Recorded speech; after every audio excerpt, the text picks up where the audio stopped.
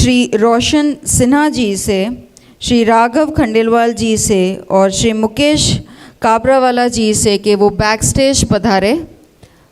मैं नाम पुनः घोषित कर रही हूँ। श्रीमती सोनल शाह जी, श्री रोशन सिन्हा जी, श्री राघव खंडेलवाल जी, श्री मुकेश काबरावाला जी, प्लीज़ बैक स्टेज पधारे।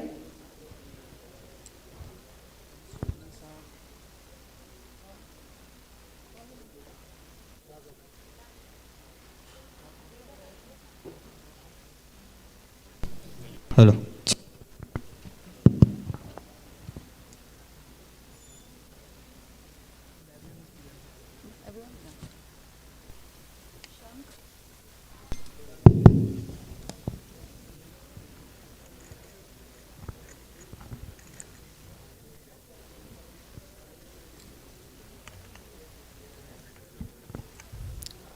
सभागृह में उपस्थित सभी से आग्रह है, कृपया अपना स्थान ग्रहण कीजिए प्लीज़।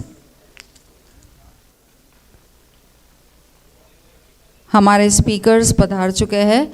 आप सभी से अनुरोध है अपना स्थान ग्रहण कर लें ताकि हम अपना अगला सत्र आरंभ कर सकें।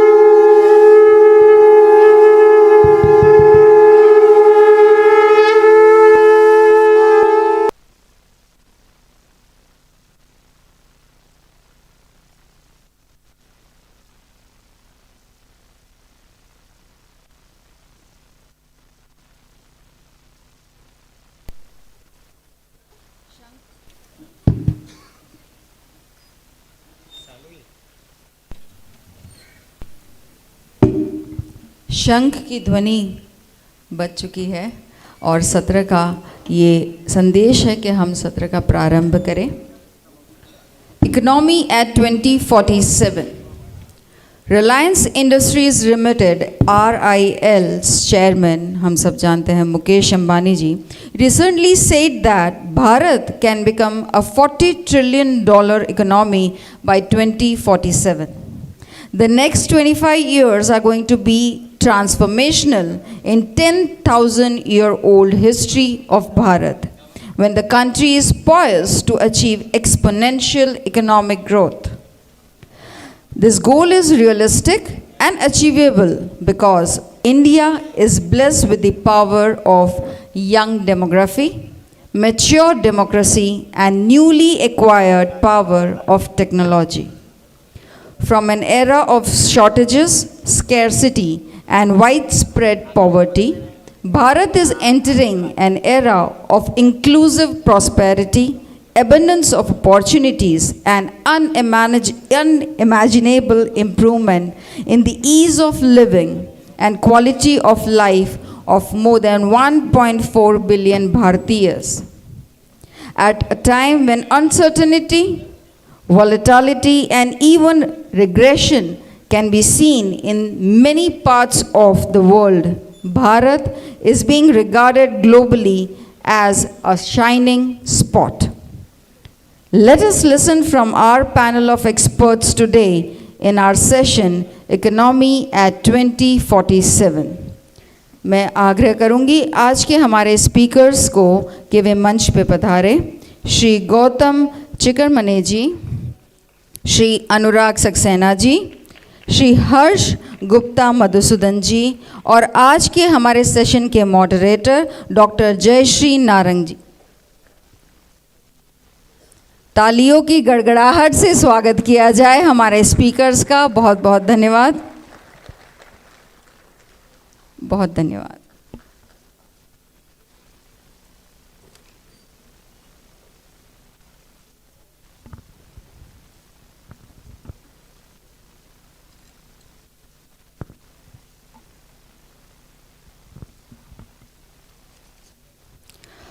Gautam Chikarmaneji is a writing tracking the world of economy, power of faith. He is vice president at ORF. His areas of research are economics, politics, and foreign affairs. His last book was 70 Policies That Shaped India, ORF 2018. Earlier, he has held leadership positions in some of India's top newspapers and magazines, including Hindustan Times, Indian Express, and Financial Express. He serves as a director on the board of CARE India, was the new media director at Reliance Industries Limited, and vice chairman on the board of Financial Planning Standards Board India. A Jefferson Fellow, Fall 2001, he is a student of Sri Aurobindo, the Mahabharat, and Drupad music. May I please request Mr. Roshan Sinha to come on the stage to felicitate Sri Gautam Chikarmaneji.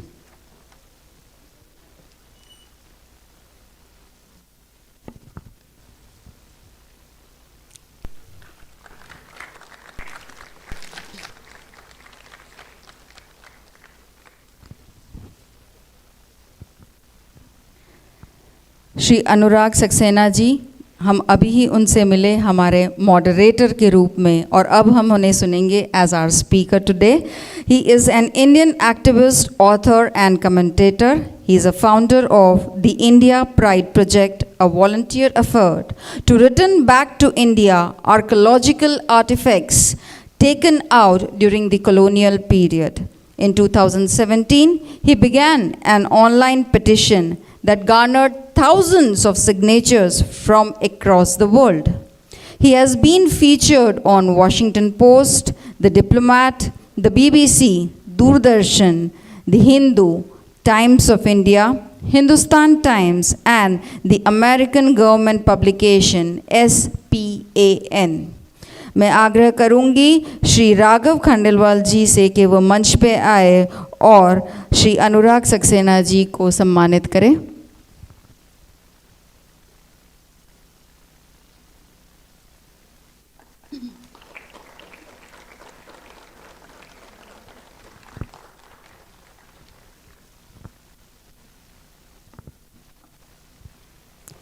Shri Harsh Gupta Madhusudan ji is the Public Interest Director of NSC IFSC, NSC International Exchange. Shri Harsh Gupta Madhusudan ji is a reputable public markets investor who has written extensively on economics, policy issues, and finance for international publication including Mint, the Wall Street Journal, and the Indian Express, among many others. मैं आग्रह करना चाहूँगी श्री मुकेश कब्रवाला जी से कि वो आए और हर्ष गुप्ता जी का सम्मान करें.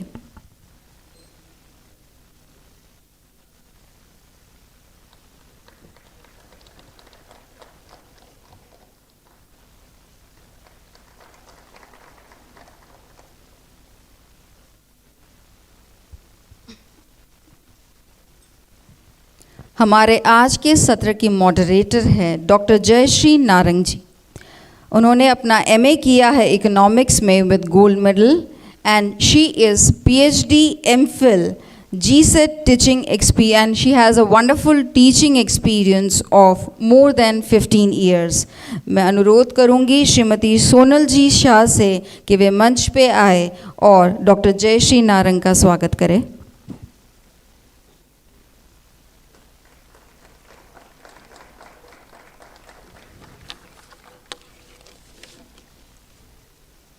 Dr. Jayashree, the stage is yours. Thank you.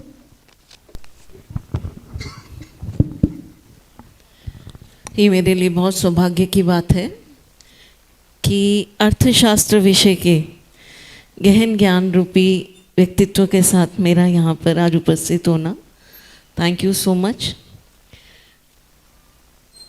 Sir. जैसा कि हमारा विषय है भारत एट 2047, आने वाले 25 साल में भारत कैसा होगा, ये तो एक प्रश्न है ही, साथ ही साथ वर्तमान तक पहुंचने में हमने 75 साल पूरे किए। तो ये 75 साल में अर्थव्यवस्था का ने कैसा रूप लिया, आज की स्थिति के बारे में क्या आप बोलना चाहेंगे, और आने वाले 25 साल के बाद की अर्थव्यवस्था के लिए आप क्या देखते हैं? तो सर ये मेरा प्रश्न आपसे है। गौतम जी। नमस्ते। यहाँ आके बहुत ही अच्छा लग रहा है। इतने बड़े ऑडिटोरियम में वहाँ पे 4 लोग हैं जो पीछे बैठे हुए हैं। मैं भी वैसा ही बैठा रहता था जब मैं स्टूडेंट था।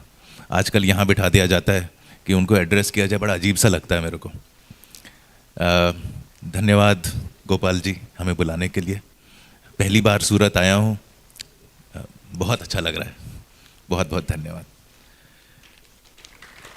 यहाँ भारत 75 साल यहाँ तक कैसे पहुँचा, ये एक्चुअली अगर मैं उसको एनालाइज करूँ तो ये 2 भागों की जर्नी होगी। पहले 44 साल में हमारी इकोनॉमी को निचोड़ा गया, दबाया गया, हमारे एंटरप्रेन्योर्स पे थूका गया, वेल्थ को बुरा माना गया, फिल्मों में इसको दर्शाया गया। कुछ भी तकलीफ हो तो स्टेट ने सारे कब्जे कर लिए, बिग एरियाज़। 8 इंडस्ट्रियल पॉलिसीज़ आई थी 1948 में, 56 में, 73 में, 77, 80 एंड 90 में। ये सब पॉलिसीज़ ने, हो सकता है जो लेटर जो पॉलिसीज़ थी उन्होंने थोड़ी सी छूट देना शुरू किया, मगर जो शुरुआत की पॉलिसी थी, फॉर इंस्टेंस अगर ज़रा सा भी तकलीफ़ हुआ किसी क्षेत्र में तो उसका एक ही उपाय था, एक ही उसकी मेडिसिन थी, वो थी नेशनलाइजेशन। 1956 में सिविल एविएशन को नेशनलाइज किया गया। 1970s में माइंस को, बैंक्स को, 1980 में फिर से बैंक्स को किया गया। लाइफ इंश्योरेंस, नॉन लाइफ, तो जहाँ भी जो भी समस्या, जिस भी प्रकार की समस्या आई, उसका एकमात्र एक ही उपाय, जो पॉलिसी उपाय था वो एक ही था, और वो था नेशनलाइजेशन। और ये अगर हम पीछे हो के थोड़ा सा देखें जयश्री जी, तो वो ये था कि स्टेट जो है हर चीज़ कंट्रोल करे। सोशलिस्टिक डोमिनेंस था, माइंड्स हमारे कैप्चर्ड थे, फ्री थिंकर्स को दबाया गया था। जो भी बोलें कि शेनॉय जी जैसे थे, अगर वो कुछ बोलते थे कि हमें फ्री एंटरप्राइज चाहिए, प्राइवेट एंटरप्राइज चाहिए, तो उनको हटा दिया जाता था। आपके एकेडमिक किताबों में जो भी यहाँ पे इकोनॉमिक्स के स्टूडेंट्स हैं या टीचर्स हैं, उन सबको इन लोगों के बारे में कुछ पता ही नहीं। एक ही झलक थी, वो थी entrepreneurs are bad, government is good, हर चीज़ सरकारी होनी चाहिए, हर चीज़ फ्री होनी चाहिए। हमारा पर कैपिटा इनकम क्या था, क्या है? 1991 में श्री पीवी नरसिम्हा राव जी आए, उन्होंने एक दरवाज़ा खोला, स्टेटमेंट ऑन इंडस्ट्रियल पॉलिसी 1991 के आधारित, जिसको लूजली बोला जाता है इकोनॉमिक रिफॉर्म्स की दिशा बदली। इसके पहले जो छोटे मोटे जो क्रेडिट्स देते हैं इनके जो चापलूसी लोग हैं कि राजीव गांधी ने ये किया, उसने वो किया, कुछ नहीं था। वो सिर्फ एक पॉलिसी रिपेयर आप मान सकते हैं। असली काम पीवी नरसिम्हा राव ने किया। उनके फाइनेंस मिनिस्टर थे मनमोहन सिंह जी, और उनके ढेर सारे एडवाइजर्स थे। ये सबसे बड़ी पॉलिसी इसलिए मैं मानता हूँ कि इस पॉलिसी के आधार पे अगले 30 साल तक, यानी 2021 तक, जो जो प्राइम मिनिस्टर्स आए, जो जो लीडरशिप्स हुई, जो जो इकोनॉमिक की सोच हुई, वो सब खुलता गया। MRTP हटाया गया, इंश्योरेंस को खोल दिया गया, प्राइवेट इन्वेस्टमेंट अलाउ करी, फॉरेन इन्वेस्टमेंट को अलाउ किया, स्टॉक मार्केट बढ़ गया, टैक्सेशन रिफॉर्म्स हुए, हर प्रकार के रिफॉर्म्स होते होते आज हम यहाँ पहुँचे हैं। गिव और टेक $3 ट्रिलियन की इकोनॉमी है, $2000 हमारा पर कैपिटा इनकम है, मगर हम बिहेव कर रहे हैं कि हम कोई वेलफेयर स्टेट हैं कि हमको ये भी फ्री दो, वो भी फ्री दो, जो कि नॉर्वे जैसे स्टेट के अंदर भी ना दिया जाता है, जहाँ का पर कैपिटा इनकम 80,000 है। ये थी आज तक की जर्नी। मेरे विचार में 91 की शुरू के 44 साल और बाद के 30 साल की जो दो हमारी सबसे इम्पॉर्टेंट घटनाएं हुई थी, एक में इकोनॉमी को दबाया गया, एक में उसे खोला गया। आज जो मुझे नरेंद्र मोदी जी के अंदर दिख रहा है कि, और मेरी किताब, वैसे इन्होंने गलत बोला, मेरी आखिरी किताब 70 पॉलिसीज़ नहीं थी, रिफॉर्म नेशन थी। तो रिफॉर्म नेशन के अंदर अगर आप देखें उस किताब के अंदर मैक्सिमम रिफॉर्म्स जो आए हैं वो नरेंद्र मोदी जी के दायरे में आए हैं। खोला नरसिम्हा राव जी ने, कुछ कॉन्स्ट्रेंट्स थे उस वक्त, उसको एक्सेलरेट किया नरेंद्र मोदी जी ने, और बीच में कई 6 प्राइम मिनिस्टर्स आए, उन सब ने आगे उसको, हमारी इकोनॉमी को बढ़ाया। एक एवोल्यूशनरी प्रोसेस था। जैसे हर कोई जानता है कि मनरेगा हमारी सबसे बड़ी और दुनिया की सबसे important rural social security, income security scheme है। लेकिन सबसे पहली ये इसकी जो नींव गाड़ी गई थी वो थी 1952 के कम्युनिटी डेवलपमेंट प्रोग्राम में। फिर 77 में आई, 80 में आई, 83 में अलग अलग पॉलिसीज़ आई, और अब जाके 2006 में मनरेगा बनी। तो ये एवोल्यूशनरी जो हमारा पार्ट हुआ है, और इस वजह से मैं कहता हूँ हमारी नीयत, हमारे लीडर्स की नीयत, उनको गाली देना हमारा धर्म है, उनको पॉइंट आउट करना हमारा ये हमें करना चाहिए। लेकिन जिस प्रकार की जो लीडरशिप के अंदर भी जो बदलाव हुए 1991 के बाद, उनको हमने शाबाशी भी देनी चाहिए, भूलना नहीं चाहिए। आगे की बात अभी मैं बोलूं या बाद में, एक राउंड के बाद बोलूं? एक राउंड के बाद बात करते हैं सर। तो आज हम बैठे हैं $3 ट्रिलियन की इकोनॉमी में, और जो इस वक्त 20 साल के हैं, जो कि स्टूडेंट्स हैं, उनको अगर आपको जॉब चाहिए, भारत आपका डेस्टिनेशन है। अगर आपको वेल्थ क्रिएट करना है, भारत आपका डेस्टिनेशन है। अगर आपको स्टार्टअप्स बना के आगे बढ़ना है, भारत आपका डेस्टिनेशन है। अगर किसी कंपनी में काम करना है, भारत आपका डेस्टिनेशन है। दुनिया भर के लोग आ रहे हैं भारत को में काम करने के लिए, एक अपने रेज्यूमे में डालने के लिए कि हमने भारत में काम किया 5 साल, तो वी आर गुड। भारत ही हमारा डेस्टिनेशन है। हम उस भारत में आज बैठे हैं। अब मैं अनुराग जी से अनुरोध करूंगी कि सर, जैसे कि सर ने कहा कि भारत हर चीज़ का डेस्टिनेशन है, तो आर्थिक बुनियादी सुविधाओं को लेकर भी, मतलब हम अगर आज़ादी के बाद के वर्षों की बात करें, फिर वो आर्थिक या सामाजिक जो भी बुनियादी सुविधाएं हैं, शिक्षा है, रोज़गार है, आरोग्य है, तो उसमें भी हम यहाँ तक पहुँचे हैं। तो क्या है, न्यायिक तौर पर जितना पहुँचना चाहिए था हम पहुँचे? जी बिल्कुल। आई थिंक ये प्रश्न बहुत ही इम्पोर्टेंट प्रश्न है। इसका जवाब कि जो बुनियादी सुविधाओं के साथ हमने स्ट्रगल किया, इसका मैं एक अलग दृष्टिकोण या अलग लेंस से जवाब देना चाहूँगा। देखिए, तकलीफ़ मेरे साथ ये है कि आपने मुझे योगी और भोगी के बीच में बिठा दिया है। हाँ, सो as I say, I neither have the good wisdom of Harsh nor the good looks of Gautam. So I would like to give almost a psychological answer to your question. देश जो हमारा है वो कई सदियों के कॉलोनाइजेशन से निकला है। वेस्टर्न वर्ल्ड जो है वो केवल जो ब्रिटिशर्स का कॉलोनाइजेशन है उसको गिनता है, बट उसके पहले भी कई ऐसे लुटेरे आए जिनकी मंशा क्लियर थी कि देश को लूट के जाए। अब जैसे हर मनुष्य की एक मनोवृत्ति होती है, एक पर्सनालिटी होती है, एक कैरेक्टर होता है, एक सेल्फ कॉन्फिडेंस होता है, एक बिलीफ सिस्टम होता है, वैसे ही हर कलेक्टिव यूनिट का कैरेक्टर होता है, पर्सनालिटी होती है, बिलीफ सिस्टम होता है, चाहे वो एक परिवार हो, चाहे वो एक शहर हो, चाहे वो एक देश हो। हमारी देश की जो साइकोलॉजी थी वो 400-600 साल तोड़ी गई, और बहुत ज़ोर से तोड़ी गई। अच्छा, इसे होता क्या है? When an individual goes through trauma, as they say, उसको पोस्ट ट्रॉमेटिक स्ट्रेस सिंड्रोम जो हो जाता है, PTSD। मेरा मानना यह है कि भारत जो है, it has gone through PTSD, और उसमें एक जनरेशन लगी है PTSD से निकलने के लिए। अब जैसे मेरे पिताजी थे, एक स्टील मिल में काम करते थे, एक लैम्ब्रेटा में घूमते थे, अम्मा पीछे बैठती थी, मेरा छोटा भाई बीच में, पापा चलाते थे, मैं आगे खड़ा होता था। जिस जिस कॉन्टेक्स्ट से वो आए हैं उस कॉन्टेक्स्ट के हिसाब से जो एम्बिशन उनका हो सकता था उनका था, उन्होंने उतना किया। हमारी जो रियलिटी थी, हमारा एम्बिशन अलग था।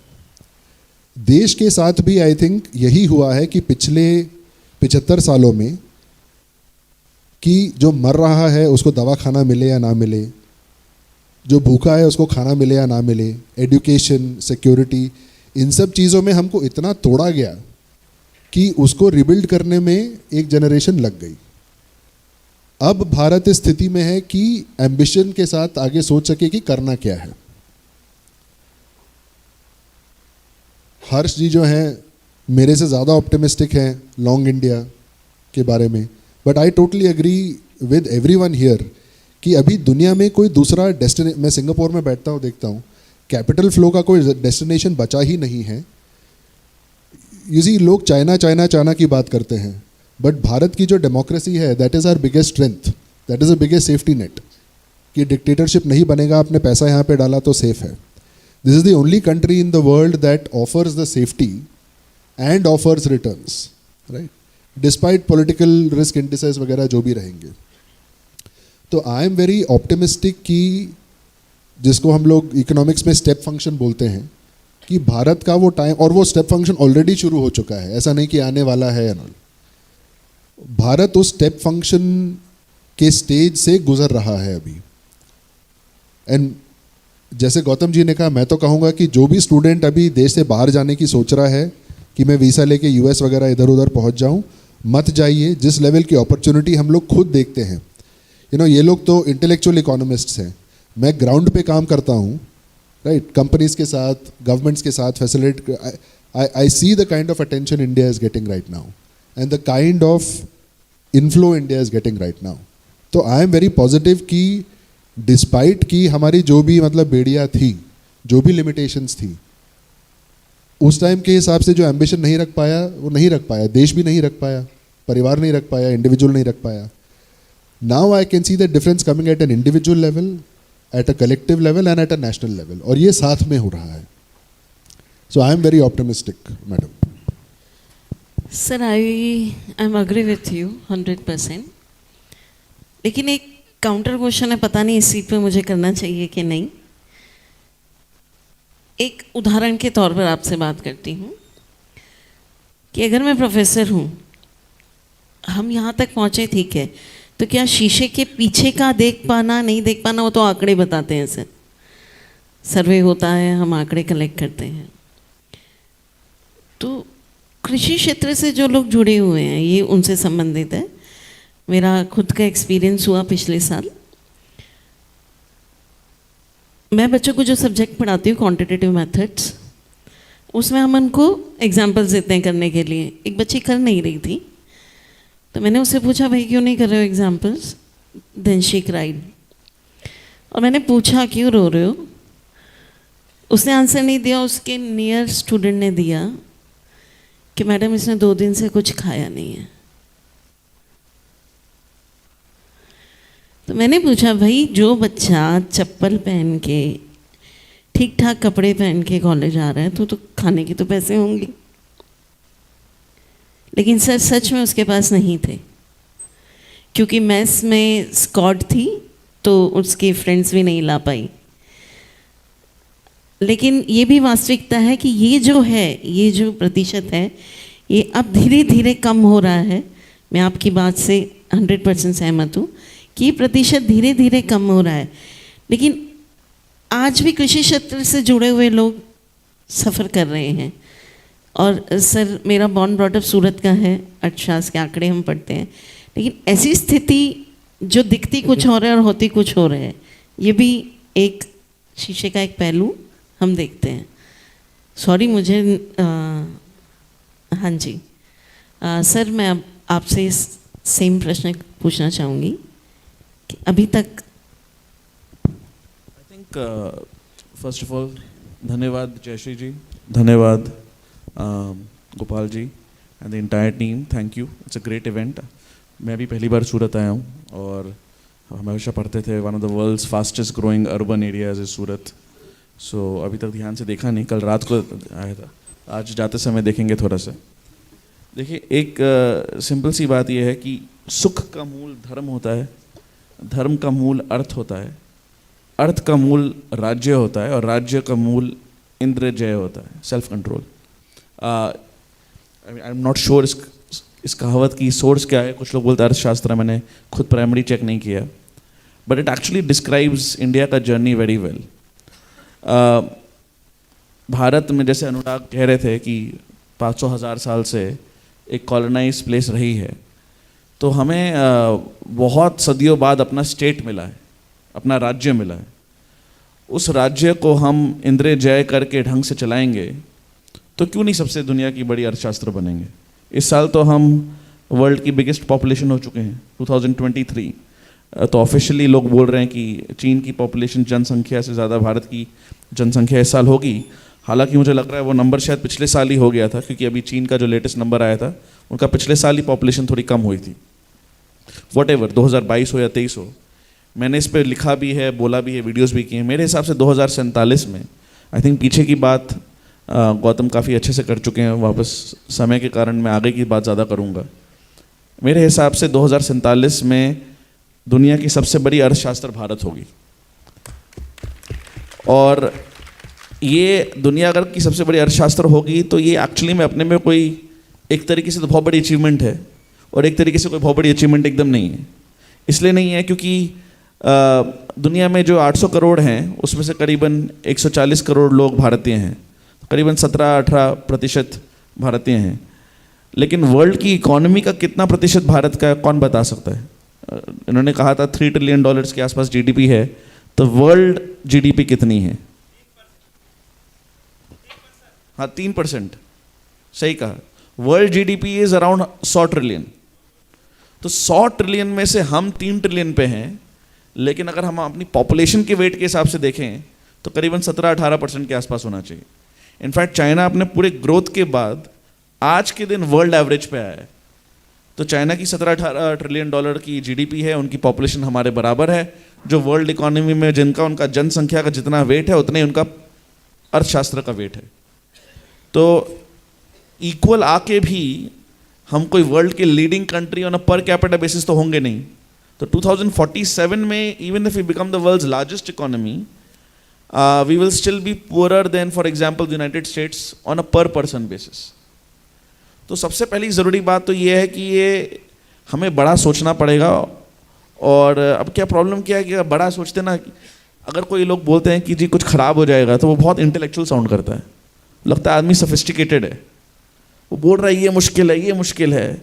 आज भी हमने बहुत सारी बातें सुनी कि कृषि में ये प्रॉब्लम है, बहुत सारी प्रॉब्लम्स तो सबको ही मालूम है। आज के दिन अगर आपकी जीडीपी पर कैपिटा $2,000 है और अमेरिका की 60,000 एक्चुअली $75,000 है, हमारी 2500 के आसपास है, तो देयर इज अ 30 टाइम्स पर पर्सन डिफरेंस, 30 गुने का। अगर आप कॉस्ट ऑफ लिविंग से एडजस्ट भी कर लें, जिसको अंग्रेजी में इकोनॉमिक्स में परचेसिंग पावर पैरिटी बोलते हैं, तो भी करीबन 8-9 गुने का फ़र्क है। तो कॉस्ट ऑफ लिविंग से एडजस्ट करके भी 8-9 टाइम्स का फ़र्क है। तो ऑब्वियसली इधर तकलीफ़ें तो बहुत हैं ही। कल मैं अहमदाबाद से सूरत आया तो 250 किलोमीटर का रास्ता है, 6 घंटे लग गए। अब यही अगले साल सुनने में आ रहा है कि दिल्ली बॉम्बे एक्सप्रेसवे के बाद यही शायद 2.5-3 घंटे में हो जाएगा। तो इकोनॉमिक ग्रोथ की हम बात करते हैं, इकोनॉमिक ग्रोथ होता क्या है? अगर सेम नंबर ऑफ पीपल ज़्यादा गुड्स और सर्विसेज प्रोड्यूस कर पाएँ, गुड्स एंड सर्विसेज, वही इकोनॉमिक ग्रोथ होती है। और इसमें एडम स्मिथ ने कहा था कि गुड्स प्रोड्यूस करने के लिए आपको स्पेशलाइजेशन ऑफ लेबर चाहिए, and specialisation of labour in turn depends on the extent of the market. तो अगर कोई आदमी कोई इधर कोई फैक्ट्री है और रोड्स अच्छी हैं, या फिर कोई रेस्टोरेंट है जो फूड डिलीवरी कर रहा है, या कोई कपड़े बना के कोई सर्विस सेंटर है, तो उसका सर्विस एरिया, उसका कैचमेंट एरिया, जैसे ही अगर आपके हाईवे की स्पीड डबल हो जाती है, उसका कैचमेंट एरिया 4 गुना हो जाता है। एरिया तो पाई स्क्वायर होता है ना, एरिया तो स्क्वायर होता है, तो 2 गुना स्पीड भरने से उसका कैचमेंट एरिया 4 गुना हो जाता है। तो फिर वो जो आदमी है वो एक पर्टिकुलर काइंड ऑफ कपड़ों पे फोकस करेगा, दूसरा आदमी पर्टिकुलर काइंड ऑफ कपड़े पे फोकस करेगा। उन दोनों की प्रोडक्टिविटी बढ़ेगी, उन दोनों की आउटपुट बढ़ेगा। That is basically what economic growth is. तो पिछले 15-20 सालों में क्या हुआ है कि जो भारत के एक गांव थे जिसको गांधी जी एक तरीके से रोमांटिसाइज करते थे कि सेल्फ कंटेंट यूनिट्स हैं, वो सेल्फ कंटेंट यूनिट्स के कारण उसमें गरीबी बहुत थी, और अगर आप सही कास्ट में पैदा नहीं हुए थे, सही समाज में पैदा नहीं हुए थे, तो आपके लिए वो कोई बहुत प्लेजेंट जगह नहीं थी। अगर आप औरत थे, आप वेल एजुकेटेड नहीं थे, तो बहुत प्रॉब्लम्स हुआ करती थी। आज के दिन पक्के सड़कें बन रही हैं, क्वालिटी शायद तो भी अभी भी प्रॉब्लमेटिक है, सबके पास फ़ोन आ गया है, स्मार्टफोन आ गया है, 4G आ रहा है, LTE आ गया है। अचानक से 20 साल में वो आदमी और औरत जो बेसिकली जिनकी इकोनॉमिक एक्टिविटी उस गांव तक लिमिटेड थी, नाउ सडनली अभी नहीं तो पिछले अगले 5 साल में पूरी दुनिया में उनका कनेक्शन हो जाएगा। अगर आपको एक पर्टिकुलर सर्विस आती है तो आप आजकल वर्क फ्रॉम होम चल रहा है, हाइब्रिड वर्क चल रहा है, कोविड ख़त्म होने के बाद भी कुछ लोग हाफ टाइम इधर कर रहे हैं, हाफ टाइम उधर से कर रहे हैं। तो इसके कारण जो हमारी ये जो अचानक से या आपकी कॉस्ट ऑफ लिविंग कम हो गई, लेकिन आप 5-10 लाख रुपए गांव में बैठ के कमा सकते हैं। So imagine the real purchasing power का increase, because now you can build a pakka ghar, you can have a car. तो वही बड़ा गांव आगे जाके एक छोटा टाउन कहलाता है। So to summarise, in the next 25 years there are few trends which will make India, according to me, the world's largest economy. हमारी सबसे पहला डिजिटलाइजेशन के कारण जो इंसान सैन फ्रांसिस्को या न्यूयॉर्क से काम अमेरिका में एक कम कॉस्ट ऑफ जगह, मान लीजिए ऑस्टिन टेक्सास में भेज रहा है, तो वो अब पुणे, हैदराबाद, अहमदाबाद, सूरत कहीं भी भेज सकता है। अगर आपको मिल के सामने ही बात वीडियो कॉन्फ्रेंसिंग करनी है तो आप अक्रॉस द वर्ल्ड भी कर सकते हो। वही तो आउटसोर्सिंग है, वो और बढ़ रही है। नंबर 2, अब डीकार्बनाइजेशन की बात करिए। इंडिया का बिगेस्ट प्रॉब्लम है कि हमें एनर्जी और कमोडिटी इंपोर्टर्स हैं, तो जब भी बहुत तेज़ी से भरते हैं आगे तो हमारा करंट अकाउंट डेफिसिट भर जाता है। अब वी नो कि Ambani, Adani and other people have, Tatas have committed to green hydrogen, to solar, to batteries etcetera. तो एक साल में तो नहीं होगा, लेकिन अगले 10 सालों में a lot of the energy, both in the creation and the usage, for example electric vehicles, will slowly start going away from the petrochemical side. Petrochemicals will remain very important for plastics, for pharma, etc. But उसके energy usage के लिए थोड़ा कम important हो जाएगा. As a percentage of our imports, it will fall as a percentage of GDP. Third, obviously, is demographics. India is in a very sweet spot जहाँ पे the percentage of people in the 25 to 65 age category, 25 से 65 के बीच में जो population है, जो जनसंख्या है, we are in the process of peaking there. तो अभी इससे पहले क्या था कि बच्चे बहुत थे as a percentage of population, और कुछ दशकों बाद क्या होगा कि सीनियर सिटीजन्स बहुत हो जाएंगे as a percentage of population, जो ऑलरेडी चाइना में, जापान में, यूरोप में हो रहा है। So the next 20-30 years in that sense is very, जो आप लोगों ने सुना होगा कई बार अंग्रेजी में डेमोग्राफिक डिविडेंड लोग बात करते हैं, और ये कोई it's not a demographic dividend जो वेस्ट हो रहा है, क्योंकि इंडिया में 25 साल के नीचे अब यूनिवर्सल लिटरेसी है, ऑलमोस्ट 100% लिटरेसी है, लड़के और लड़कियों में बराबर लिटरेसी है। In fact most of them are now digital natives, because वो अपने फ़ोन पे कुछ भी कर सकते हैं। हाँ, उनकी एजुकेशन क्वालिटी आपको जो शहर में बेस्ट प्राइवेट स्कूल में मिलेगा वैसा नहीं है, ये रियलिटी, हमें इसको इम्प्रूव करना है। लेकिन आप इंक्रीमेंट देखें, पहले से देखें तो बहुत बड़ा डिफरेंस है।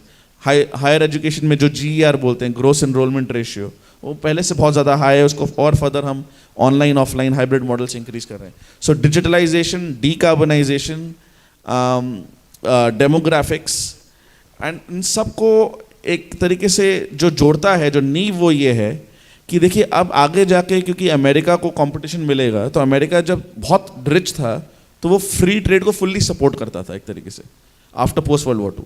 अब क्या है कि it is becoming slightly more like every man for himself. उस सिचुएशन में जिनके पास स्केल है, जिनके पास साइज है, जिनके पास इकोनॉमीज ऑफ स्कोप है, they will do very well. उसका मतलब ये है कि yes, supply chains will remain global, but they will also become regional. वो जस्ट इन टाइम से जस्ट इन केस जा रहे हैं, जैसे लोग कहते हैं।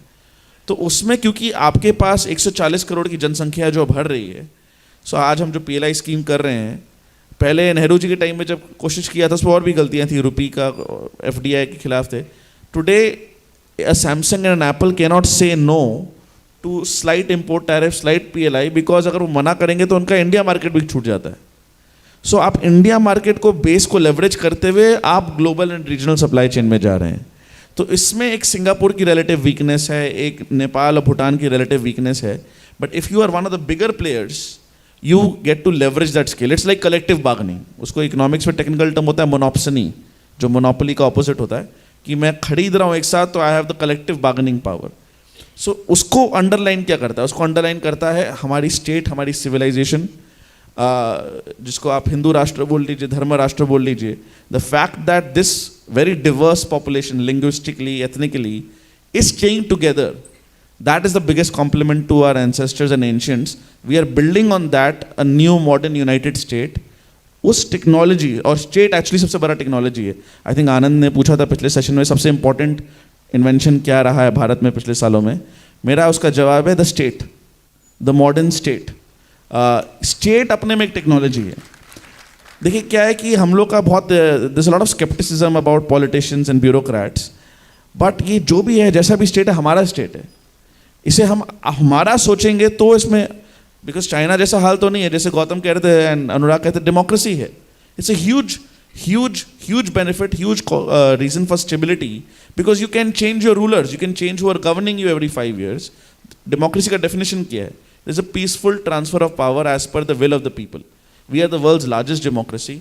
That is what keeps us united in our diversity, which in turn gives us economic bargaining leverage power, which will make us the world's largest economy in the next 25 years. Harshvardhan जी ने जैसे कहा कि इकोनॉमीज ऑफ स्केल, कि एक को फ़ायदा मिलेगा, उसकी बजाय सबको फ़ायदा मिलता है, ट्रांसपोर्टेशन का, फिर दूसरी फैसिलिटीज़ का, कम्युनिकेशन उसका. Sir very true.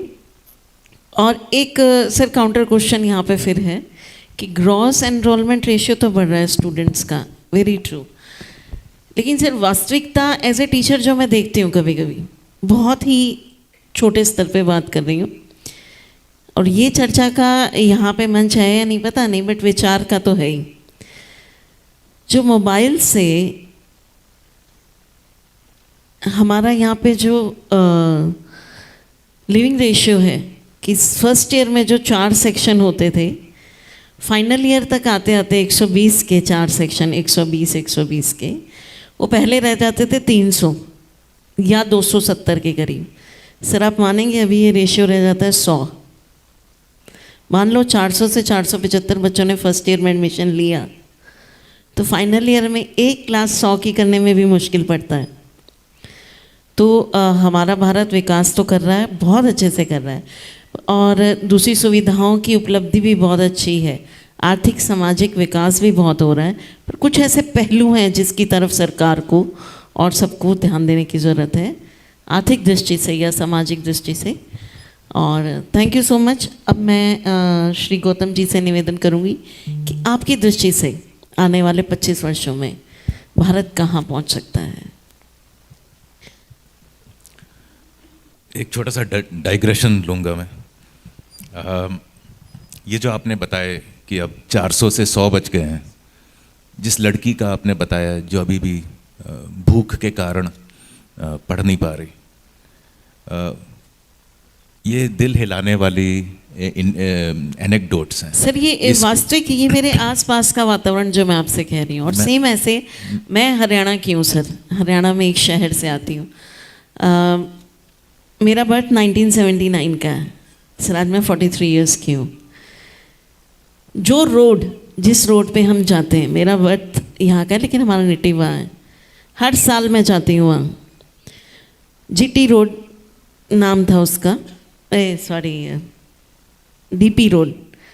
सर वो रोड जैसी थी वैसी की वैसी थी 5 साल पहले. मैं कहती थी ये सड़क बदली नहीं हमारे घर के बाहर की, अब तो उससे भी वर्स्ट हो गई है. तो क्षेत्रीय विकास तो हो रहा है, समतोल विकास की कहीं ना कहीं अभाव देखने को मिलता है. विकास तो है. तो मैं यही कह रहा था, ये एनेक्डोट्स एक नहीं सैकड़ों होंगे इस प्रकार के आपके गांव के, आपके स्टूडेंट पे, और ये बिल्कुल नहीं होने चाहिए. लेकिन यहाँ पे मेरे विचार में हर चीज़, कुछ भी तकलीफ हो सरकार आके ठीक करे, ये सोच भी हमें बदलनी पड़ेगी. एकदम सर. यहाँ पे सर, हमारा जो बिल्कुल, एक बिल्कुल. जो आपने विकास की बात करी, सबका उद्धार हो, ये वो, लेकिन हमारा प्रयास कहाँ है? हमारा प्रयास भी ज़रूरी है। अगर आप कहते हैं कि कोई स्टूडेंट भूख की वजह से पढ़ नहीं पा रहा, ये शर्मनाक बात है। कम्युनिटी को देखना चाहिए, सरकार को देखना चाहिए। स्कीम्स हैं ढेर सारी, और उनके अंदर उनको इंक्लूड करना चाहिए और करते रहना चाहिए, और उसके बावजूद अगर कुछ प्रॉब्लम हो तो सारे होल्स को बंद करना चाहिए। इससे मैं असहमत तो हूँ ही नहीं, लेकिन मुझे ये लग रहा है कि हमारे जो पिछले सालों की जो एक परवरिश हुई है, पॉलिसी परवरिश उसे कह लीजिए, वो ये हो गई है कुछ भी तकलीफ हो सरकार ठीक कर देगी। नहीं करेगी, और करना नहीं चाहिए। हमें अभी अपना प्रयत्न खुद करना चाहिए। और इस प्रयत्न की जो बात है वो मुझे दिख रहा है आजकल के यंग लोगों के अंदर। एक स्पिरिचुअल चीज़ होती है, जैसे राजसिक। आप यहाँ पे मुझे समझाने की ज़रूरत नहीं है। मुझे लग रहा है हमारा देश अब एक राजसिक देश बनता जा रहा है, तमस से उठ रहा है। हमारी जो स्लेवरी हुई थी, कॉलोनियल की बात करी आपने, बाहर लोगों ने कंट्रोल किया, उसकी बात करी, उससे हम दब गए थे, ख़त्म हो गए, हमारी एनर्जी ख़त्म हो गई, हमारी शक्ति चली गई। मेरे विचार में शायद वो वापस आ रही है, जो मैं देख रहा हूँ। और ये रजस जो है, इस रजस को आप हर क्षेत्र में देख सकते हैं। आप टेक्नोलॉजी की बात हो गई, इकोनॉमी की हो गई, इंफ्रास्ट्रक्चर, दुकानें, ऐसी कोई कॉन्स्टिट्यूएंसी बची ही नहीं है जो कि 91 के बाद जिसको कोई फ़ायदा ना हो, चाहे वो सरकारी टीचर हो, चाहे वो ट्रेडर हो, कोई भी हो। हर कॉन्स्टिट्यूएंसी उभरी है, ऊपर बढ़ती रही है।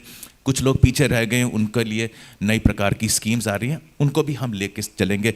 वैसे स्टैटिस्टिकली अगर देखा जाए, इस वक्त हमारी जो एक्सट्रीम पॉवर्टी जो बोला जाता है, जो कि $1.9 पर डे का जो कंजम्पशन करते हैं, वो 0.8% हो गई। ये IMF का पेपर है, वर्ल्ड बैंक का पेपर है, और एक इंडिपेंडेंट पेपर है।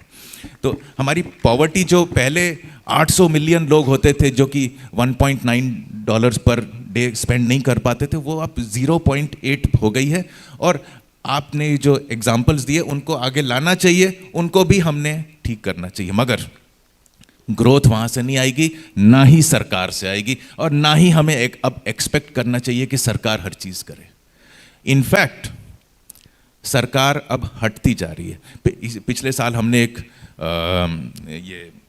एक रिसर्च निकाली थी, जिसमें हमने देखा था कि जो भी बिजनेस करते हैं उनके ऊपर जो कंप्लायंसेस हैं वो 69,233 का कंप्लायंस यूनिवर्स है, और जिनमें से 26,134 कंप्लायंसेस अगर आपने उल्लंघन किया या आपसे कुछ गलती हुई तो आप जेल जा सकते हैं। अगर आपने फॉर इंस्टेंस थूकदान नहीं लगाया अपनी फैक्ट्री के अंदर तो आपको 6 महीने की जेल है। अगर आपने कैंटीन कमेटी को रिकॉन्स्टिट्यूट नहीं किया हर 2 साल में तो आपको जेल टर्म सेडिशन के बराबर है। इस प्रकार के लॉज से हमको दबाया गया है। ये लॉज अब एक विंटर सेशन में पार्लियामेंट में बिल आया है, उस बिल के ऊपर हमने टिप्पणी दी है, वो बिल अब बदल रहा है और ये चला जाएगा। आप सोचिए, ओवरनाइट जो 1991 मोमेंट जो था जिससे कि लाइसेंस राज, परमिट राज खत्म किया गया था, इस बिल के साथ और इसी साल के by June July of 2023 inspector raj कम होने का इतना बड़ा रिफॉर्म हो रहा है। तो मेरे ख्याल से not only individual, not only companies, investors, even सरकार एक राजसिक जोश के साथ हमारे देश को आगे ले जाना शुरू कर रही है। उस जोश को हमने छोड़ना नहीं है। उस जोश का हमारे पास कोई चॉइस ही नहीं है। हर जगह देखिए, आप क्राइम देख लो, क्राइम के देखो कितने बड़े प्रकार के क्राइम्स हो रहे हैं, वो भी राजसिक है। हमारे देश में हम खड़े होते हैं, दुनिया के देश में अपना सर उठा के खड़े होते हैं, वो भी हमारा राजसिक प्रकोप है जो कि अंदर से आ रहा है, जो कि दिखा रहा है कि भारत उठ रहा है। और सबसे बड़ी चीज़ देश को ऊपर, जो कि इकोनॉमिक्स के अंदर भी, आई एम सॉरी मैं डाइग्रेस कर गया हूँ इकोनॉमिक्स से, लेकिन इकोनॉमी भी उसका एक्सप्रेशन है। वो ये है कि आपके अंदर क्या है। अगर आप दबे हुए तामसिक आदमी हो, क्या करोगे आप? ये राजसिक जोश आ रहा है। मेरे विचार में अगले 25 सालों के अंदर $30 ट्रिलियन का GDP, $20,000 पर कैपिटा इनकम, और वर्ल्ड्स लार्जेस्ट का तो मैं कह नहीं सकता, हो सकता है कोई और देश भी बढ़ने लगे, लेकिन हम अगर अपने आप में देखें, पॉवर्टी तो ख़त्म ही हो जाएगी। तो हमारी जो प्रॉब्लम्स आएंगी वो नए प्रकार की होंगी, और उसके लिए आपको उस पर योगदान देना है और उससे आपको प्रॉफिट भी करना है। बहुत सही सर, जैसे आपने कहा वो भी हमारे लिए एक प्रेरणादायक था और हमने मिल के एक स्कॉलरशिप निकाली सिर्फ टीचर्स की. Thank you so much. Thank you for your. Madam, if I have your permission, Gautam ji ने राजसिकता की बात की, सो मुझे एक छोटा सा एग्जाम्पल याद आया.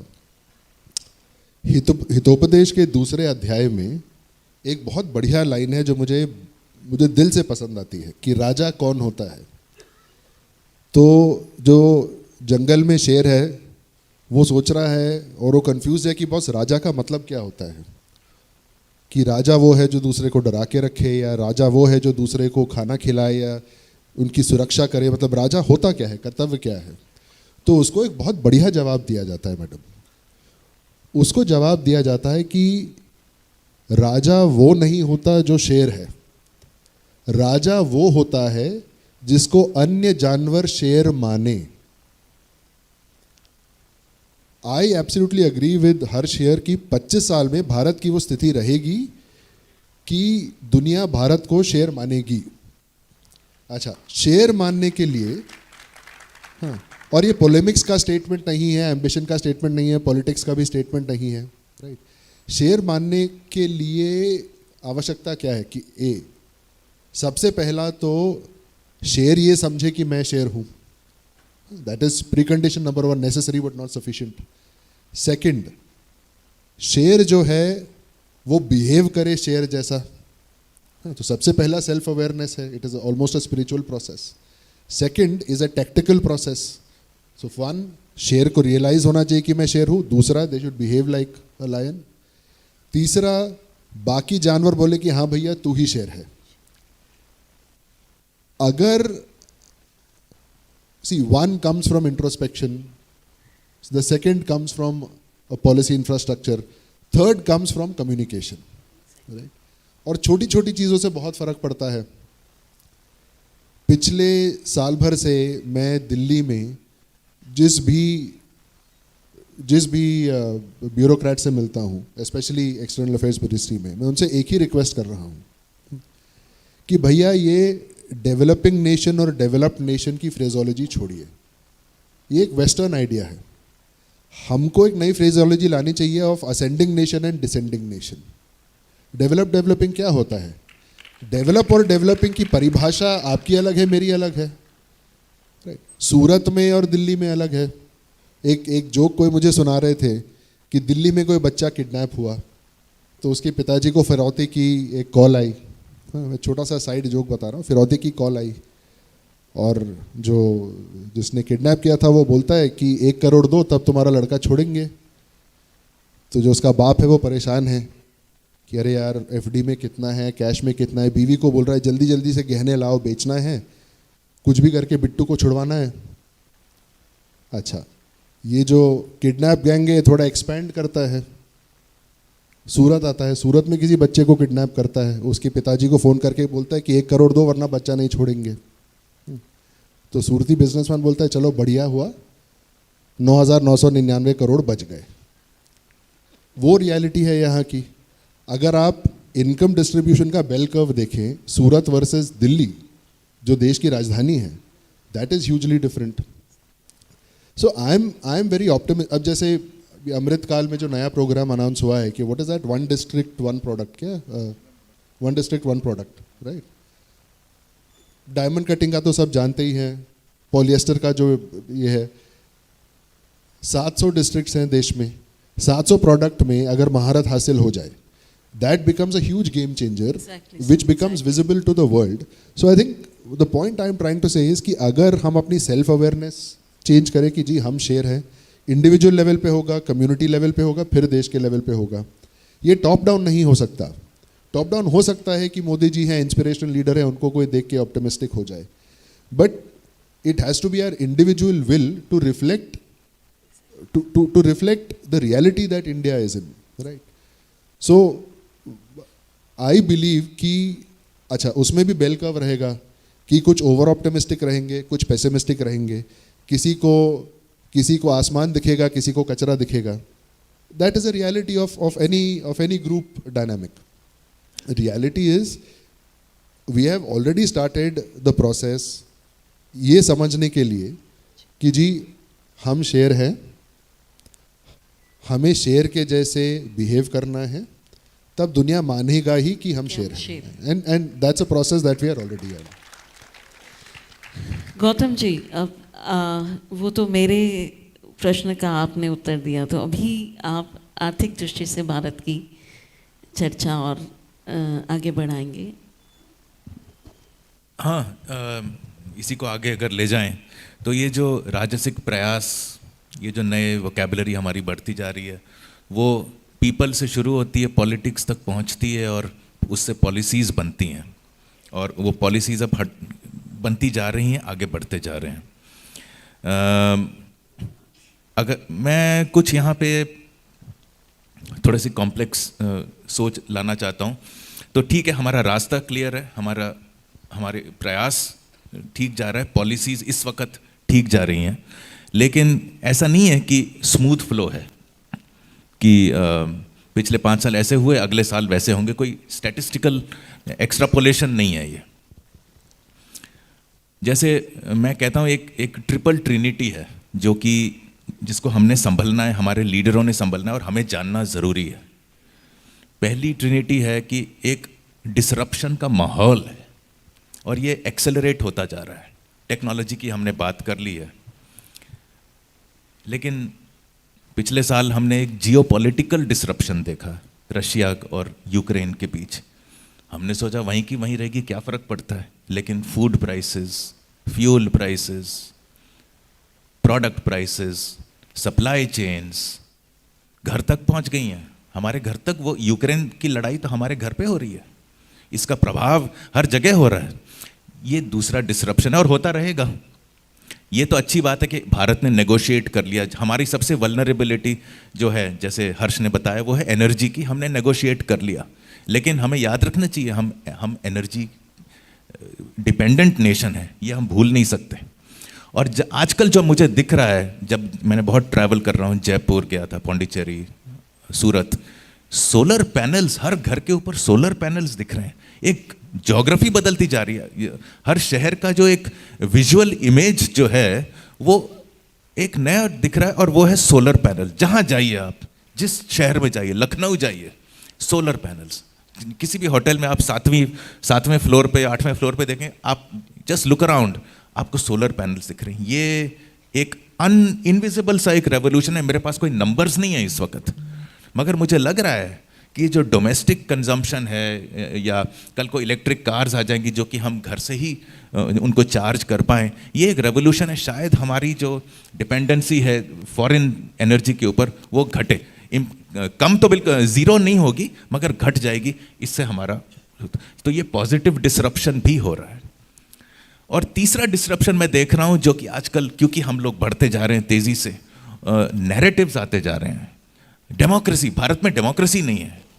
अच्छा ठीक है, तो आप अपना ओपिनियन दीजिए और घर जाइए, मगर ऐसा नहीं होता.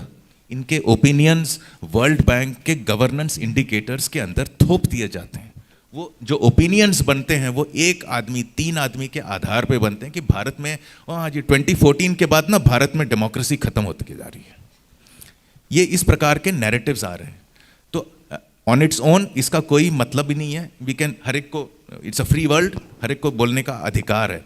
लेकिन जब ये जो स्टैटिस्टिक्स हैं, जब वर्ल्ड बैंक के अंदर जाते हैं, वर्ल्ड गवर्नेंस इंडिकेटर्स के अंदर, वहाँ से क्रेडिट रेटिंग एजेंसीज पे 18% का वेट होता है वर्ल्ड गवर्नेंस इंडिकेटर्स. और सारे इधर 34 वर्ल्ड गवर्नेंस इंडिकेटर्स, अगर आप उनके अंदर जाएं, इतनी शैलो उनकी मेथोडोलॉजीज़ हैं कि एक स्टैटिस्टिशियन को तो शर्म से मर जाना चाहिए. मेरे को समझ नहीं आ रही वर्ल्ड बैंक ने उनको लेजिटिमेसी कैसे दी हुई है. वो 18% का वेट आता है और हमारा कॉस्ट ऑफ मनी बढ़ता है. तो हमारा एक सुझाव है कि G20 के अंदर इसको लिया जाए. शायद ले लेंगे, वी डोंट नो. दूसरी ट्रिनिटी जो है वो है कि कंज्यूमर, प्रोड्यूसर और रेगुलेटर की.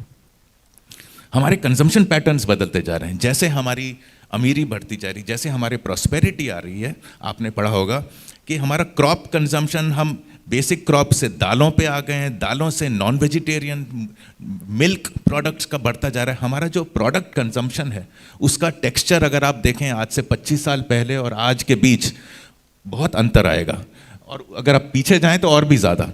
तो एक सस्टेनेंस फूड से हम लोग एक थोड़े से लाइफस्टाइल फूड्स के ऊपर या हाई प्रोटीन फूड्स के ऊपर जाना शुरू कर रहे हैं। इसका प्रभाव प्रोड्यूसर्स पे पड़ेगा। प्रोड्यूसर्स खाने के अलावा चीज़ें बनाएंगे, सर्विसेज देंगे, उनके ऊपर किस प्रकार का रेगुलेटरी फ्रेमवर्क होगा, ये हमें ये दूसरी ट्रिनिटी है, इन तीनों को बैलेंस करना ज़रूरी है। और आखिरी ट्रिनिटी ये है कि जो भी हमारा कॉलोनियल इंफ्रास्ट्रक्चर है, लीगल इंफ्रास्ट्रक्चर, जिसकी मैंने आपको थोड़ी देर पहले बात करी, वो जो इम्प्रिजनमेंट क्लॉजेज, मगर ऐसे ही नहीं है, करीब 1500 आउटडेटेड लॉज पिछले 5 सालों में हटाए गए हैं, रिपील किए गए हैं जो आउटडेटेड थे। ये कॉलोनियल इंफ्रास्ट्रक्चर को हटाना है।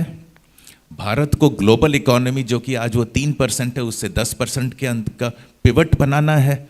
और इस को बनाते हुए जो न्यू वर्ल्ड ऑर्डर आ रहा है, हमारी आंखों के सामने बदल रहा है, उस न्यू वर्ल्ड ऑर्डर के अंदर भारत की सोच, भारत के लोगों का एस्पिरेशंस, भारत के प्रॉस्पेरिटी, इकोनॉमिक ग्रोथ को एम्बेड करना है। तो ये 3 ट्रिनिटीज़ हैं जो कि आज के किसी भी लीडर, चाहे वो पॉलिटिकल लीडर हो, चाहे वो कॉरपोरेट लीडर हो, चाहे वो अपना स्मॉल बिजनेस चलाए, चाहे स्टूडेंट्स, टीचर, इनको अपने मन में रखना अति ज़रूरी है। और हमें ध्यान से चलना है कि ये मोमेंटम ना ख़त्म हो जाए। सारी दुनिया आज गिर रही है, उनका जीडीपी कॉन्ट्रैक्ट हो रहे हैं, जर्मनी, इटली रिसेशन में जा रहे हैं, भारत 6.5, 6.9% है, शायद 5% आ जाए, वी डोंट नो, मगर फिर भी फास्टेस्ट ग्रोइंग इकोनॉमी है, faster than China, fastest growing large economy.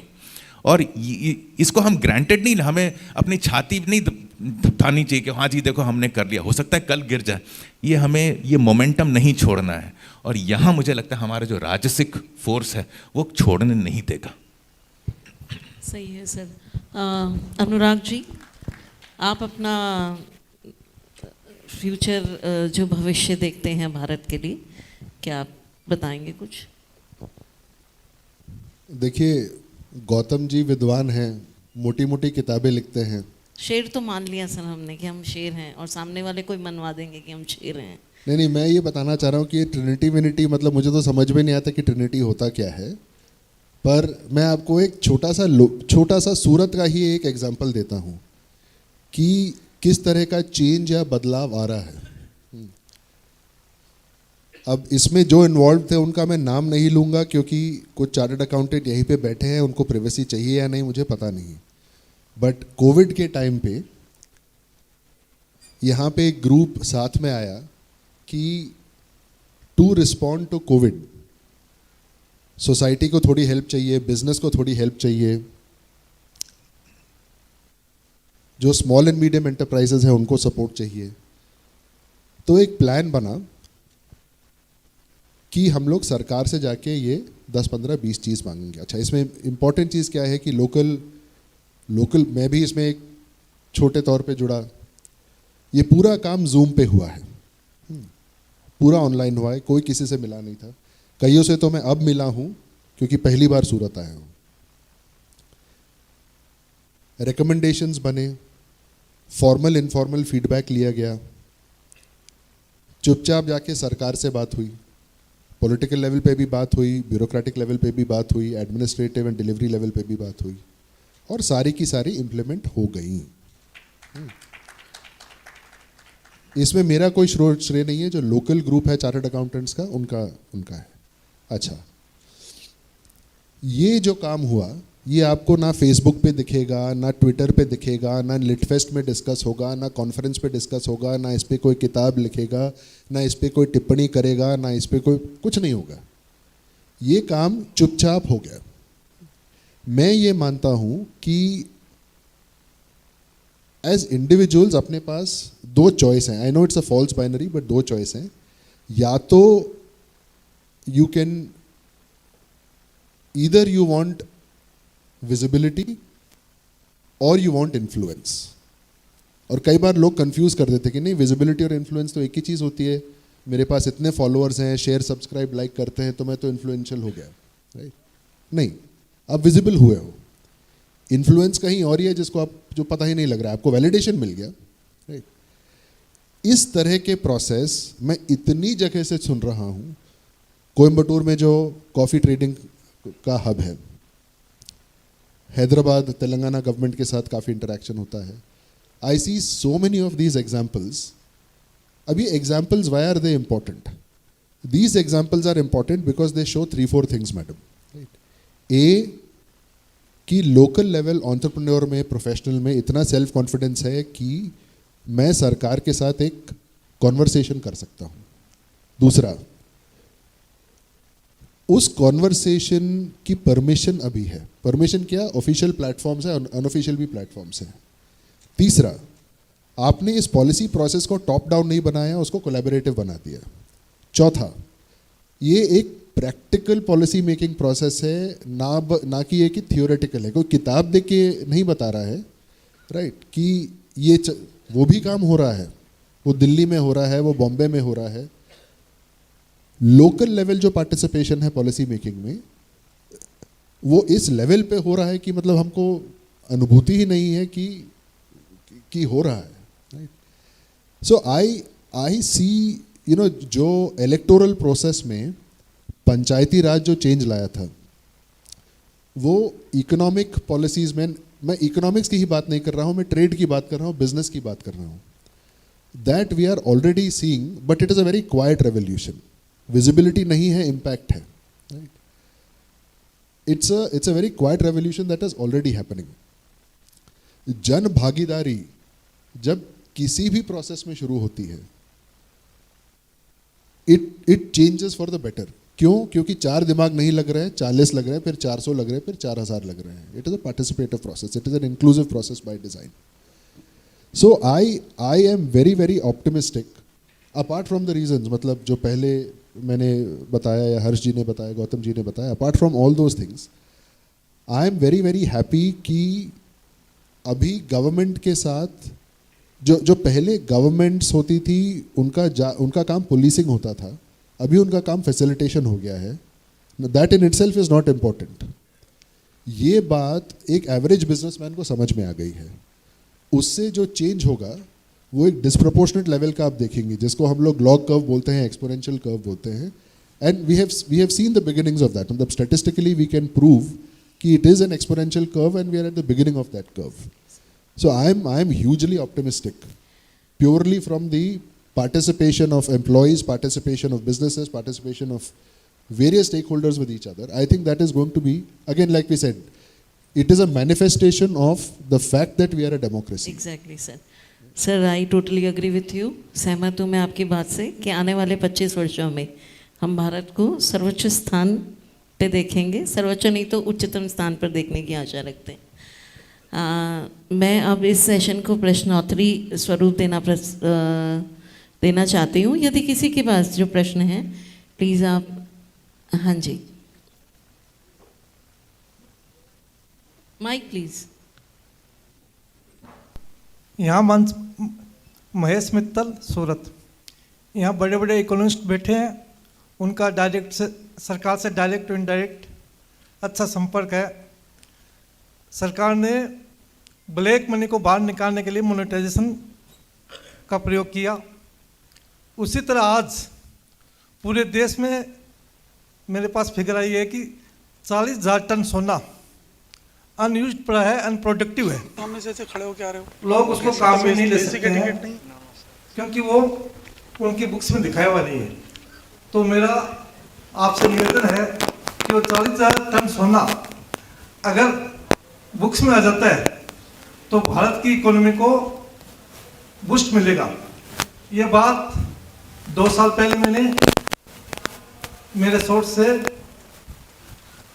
नेताओं तक पहुंचाई है और 6-8 महीने पहले एक पेपर में जरा से खबर भी आई कि इस पर गवर्नमेंट विचार कर रही है, लेकिन उसके बाद में कुछ हुआ नहीं. तो मेरा ये निवेदन है कि इकोनॉमी को बूस्ट करने के लिए जो 40,000 टन सोना है, कितना है मालूम नहीं मेरे को, घरों में पड़ा है, अनयूज्ड है, प्रोडक्टिव है, उसको प्रोडक्टिव बनाने के लिए सरकार को कोई कदम उठाना चाहिए. दूसरी बात है, आपने इकोनॉमी की बात की. अभी भी कोविड आया और कोविड आते ही सरकार ने 80 करोड़ लोगों के लिए अन्न उपलब्ध कराने की बात की. तो 120 करोड़. सर, आपसे रिक्वेस्ट है कि आप प्रश्न कीजिए.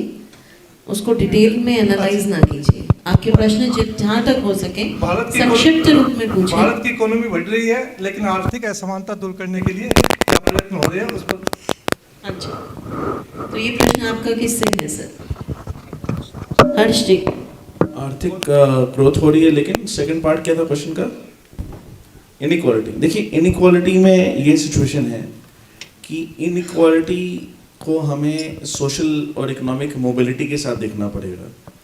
मान लीजिए कि अगर कोई आदमी इधर इंजीनियरिंग एमबीए करके वो माइक्रोसॉफ्ट के लिए बेंगलोर में काम कर रहा है, ना कि सियाटल या सैन फ्रांसिस्को में, तो मान लीजिए उसकी सैलरी 30-40 लाख रुपए है, यूएस में और ज़्यादा होती, लेकिन उसकी सैलरी है इधर ऐड हो रही है, तो इनइक्वालिटी आपके स्टेटिस्टिक्स में भर रहा है। इकोनॉमिक्स में उसको बोलते हैं जिनी कोएफिशिएंट। टेक्निकली स्पीकिंग आपकी इनइक्वालिटी भर रही है। क्या वो प्रॉब्लमेटिक है? वो प्रॉब्लमेटिक नहीं है। क्या वो अगर वो इंसान इंडिया छोड़ के बाहर काम करेगा, आपकी इनइक्वालिटी कम हो जाएगी, तो उससे क्या देश का फ़ायदा होगा? देश का फ़ायदा नहीं होगा। इंडिया में ज़्यादा इंपॉर्टेंट ये है कि सारे तबकों को अच्छी एजुकेशन क्वालिटी का एक्सेस मिले, फर्स्ट एंड फॉरमोस्ट। सेकेंडली, हमारे जुडिशल रिफॉर्म्स होने बहुत ज़रूरी हैं, ताकि एंटरप्रेन्योरशिप जो ऑलरेडी धीरे धीरे डेमोक्रेटाइज हो रही है, जैसे गौतम जी कह रहे थे, अनुराग कह रहे थे, it has to become more democratize beyond a few historically trading communities. क्या होता है कि हिस्टोरिकली लोग आपस में बिजनेस करते थे, they would use social disapproval as a way of making sure somebody कोई ज़्यादा डिसऑनेस्ट ना हो जाए। किसी ने किसी को चीट किया है तो भाई बेटी का रिश्ता था, तो आप उसको समाज में बदनाम करके अपना पैसा विड्रॉ कर लेते थे। तो we have to have a more functioning judicial system कि कॉन्ट्रैक्ट की वैल्यू हो, पेपर के बराबर ना हो। We have to have a better education system. Inequality by itself is not a problem. Lack of mobility is a problem, because India में अगर आपके पास वर्ल्ड की, जैसे यूएस की पर कैपिटा इनकम $75,000 मैंने कही, और इधर सबसे एजुकेटेड लोग हैं जो अमेरिका के हिसाब से भी एजुकेटेड हैं, तो वो भी एग्जिस्ट कर रहे हैं और गरीब लोग भी एग्जिस्ट कर रहे हैं। जैसे जैसे लोग पढ़ेंगे उनकी और इनकम अपॉर्चुनिटी बढ़ेगी। So we have to make sure there is opportunity and mobility. Inequality by itself, ये प्रेमिस को ही मैं रिजेक्ट करता हूँ, क्योंकि आप उस डिबेट में चले जाएंगे तो उस डिबेट से आपका बाहर निकलना विद एनी कंस्ट्रक्टिव आंसर आसान नहीं। Sir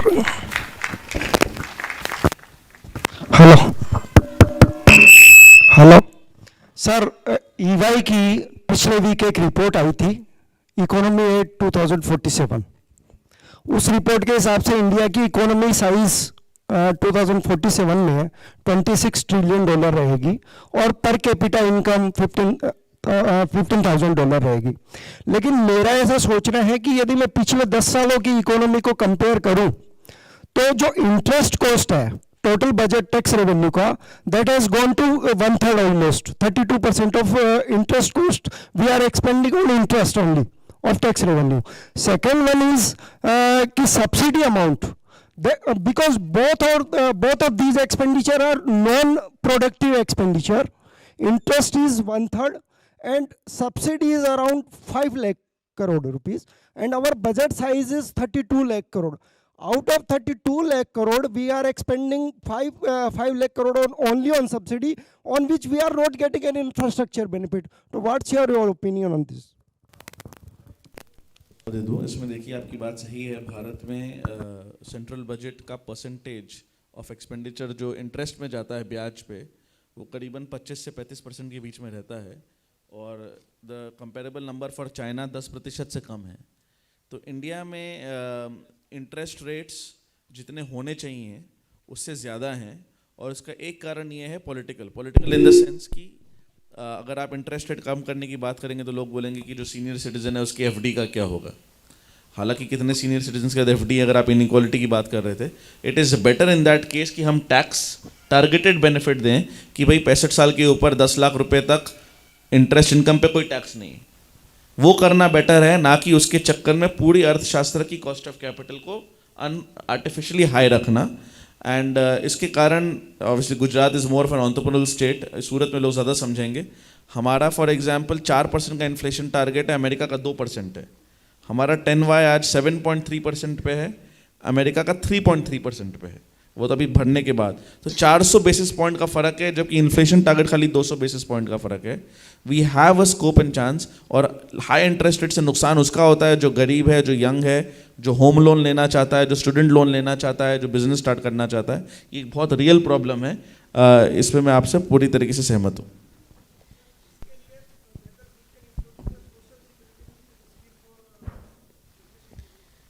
sir there are many schemes already, उसको सब्सिडी की बात भी आपकी सही है, there are physical limits, but important बात यह है कि एक टारगेटेड प्रॉब्लम के चक्कर में आप ओवरऑल इंटरेस्ट रेट को आर्टिफिशियली हाई ना करें।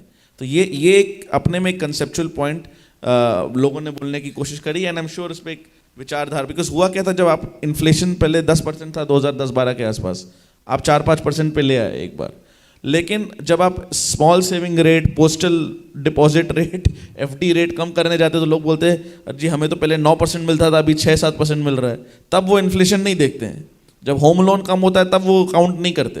तो कहीं ना कहीं हम लोग में भी, मिडिल क्लासेस में थोड़ी सी एक डेलिबरेट हिपोक्रेसी है, और हमें भी सोचना पड़ेगा इसके बारे में। समय का अभाव होने से एक या दो प्रश्न की अनुमति देते हैं। Only genuine question, really. One last question. And संक्षिप्त, जहां तक हो सके आप संक्षिप्त में अपना प्रश्न रखें, उसका विवरण ना करें please. Hi, this is Akash. My question is to Harsh. Harsh, you mentioned that decarbonization is an enabler for our economy. I'd like to know how. And I have a second question for the two gentlemen over here.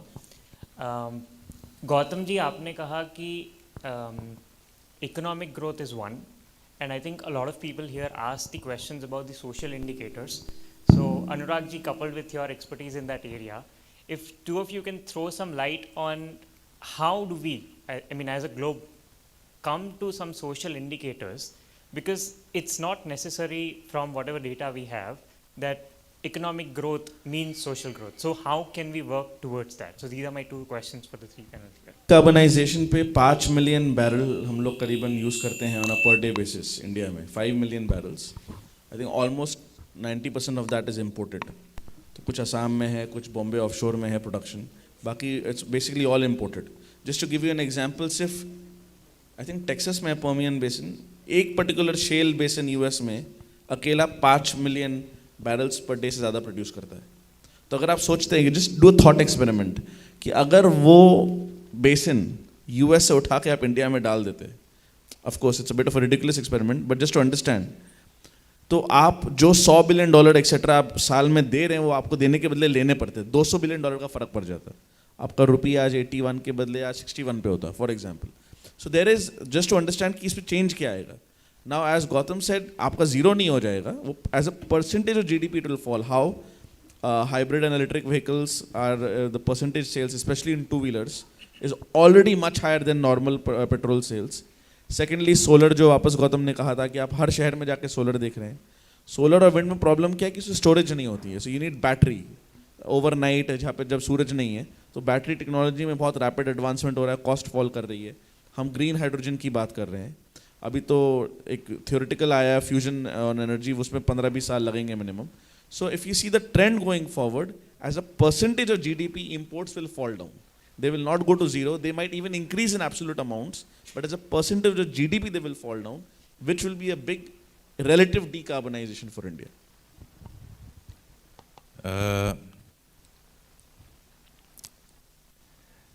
This thing about the solar panels, there are two models there. One model is कि आपने solar panel लगाए, वो panel battery को charge किया, उस battery से आपने घर को चलाया।